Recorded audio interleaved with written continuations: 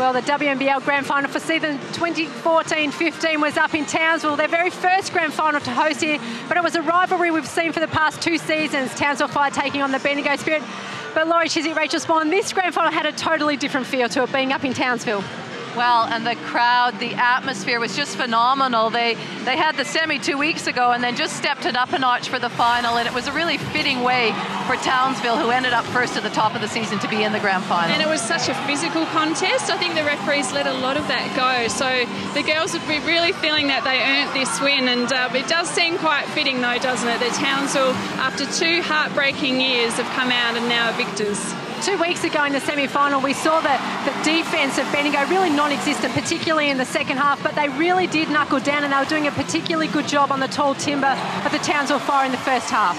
Well, Kayla Francis 2 weeks ago had 20 points, and while she only scored, I think, less than 10 today, she still had an impact, but certainly not. They did make adjustments on her and did a good job. I thought they were up and in, but still Townsville were able to work the ball around, execute that shuffle offense, their horns action, and come out with some good shots. We know that Kelsey Griffin had a quiet game by her standards. Belinda Snell was 17 at half-time, ended up with that total for the whole game. So Townsville did such a great job of shutting down Griffin and Snell, and they really didn't have anyone else that could step into their shoes and help make that difference. And we know obviously how deep the Townsville lineup goes, but Mia Newley had the game of her life, the game of her career pretty much in a grand final.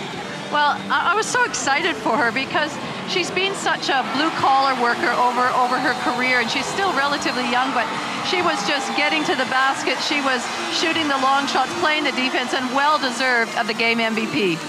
And it was also, she's come from Adelaide to Townsville, so that was a big move for her to not stay in her hometown. So she's, as Chris mentioned, she was one of the first 3, Michaela Cox, also Rachel McCulley and herself, who Chris really built that team around.